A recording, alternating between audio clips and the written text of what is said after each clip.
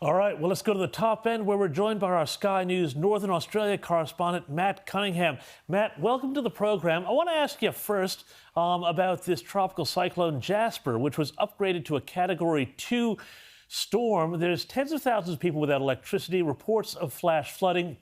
What's the latest, and is this going to get worse? Well, we'll find out in the next couple of hours, I think, James, because the eye of that cyclone is just crossing the Queensland coast as we speak, right near Cape Tribulation, so about halfway between Port Douglas and Cooktown. Now, as you say, it's intensified into a Category 2 cyclone. We're talking about winds here of 100 kilometres an hour and wind gusts of up to 140 kilometres per hour.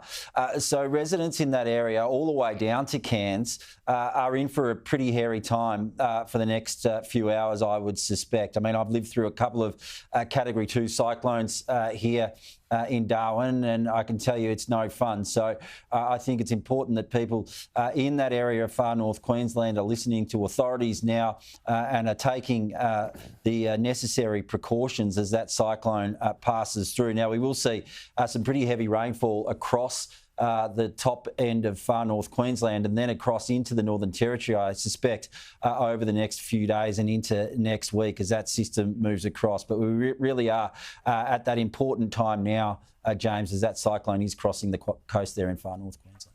Well, we certainly hope everybody there is staying safe and is all right after that. And yes, do listen to authorities. But now let's move on to another story here. Shadow Indigenous Australians Minister Jacinta Price has called out the Prime Minister for being missing in action on Indigenous issues since the failure of his Voice referendum in October. Matt, you're in Darwin, where there are several pressing issues when it comes to Aboriginal populations. I spoke with her about this yesterday. She told me that in Alice Springs, there's been a lot of money that has been earmarked, but they've seen very little on the ground, and that trouble often comes during the summer, which is, of course, what we're heading into now. Is Jacinta Price correct that Anthony Albanese has basically been MIA on Aboriginal issues since losing the Voice?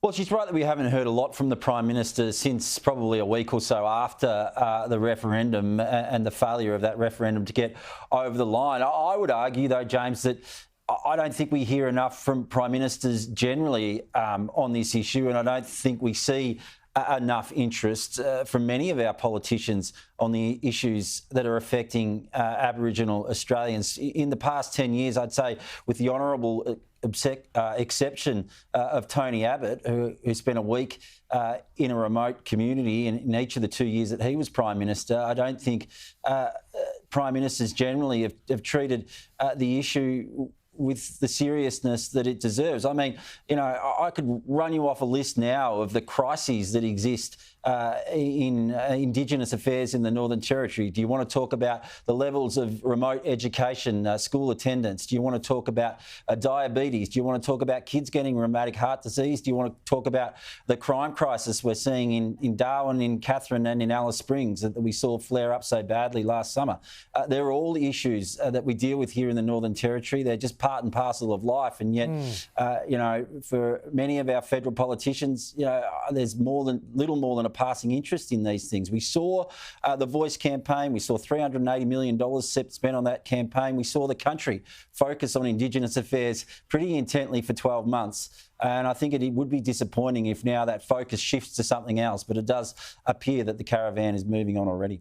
Yeah, indeed. But I think you're absolutely right. We do need to stay focused on these things. It's good to always have a chat about them here. But also on the subject of Indigenous affairs, I thought this was pretty interesting because it goes to the heart of, I think, a lot of cynicism that some people have about these sorts of things. WA Premier Roger Cook said the cashed-up environmental groups are intentionally dividing Aboriginal communities and using them to oppose development of major resources projects across the country. Now, I'm not terribly surprised because I think we've all suspected that that sort of thing goes on, but it's a bit of a big admission from a Labor Premier, isn't it?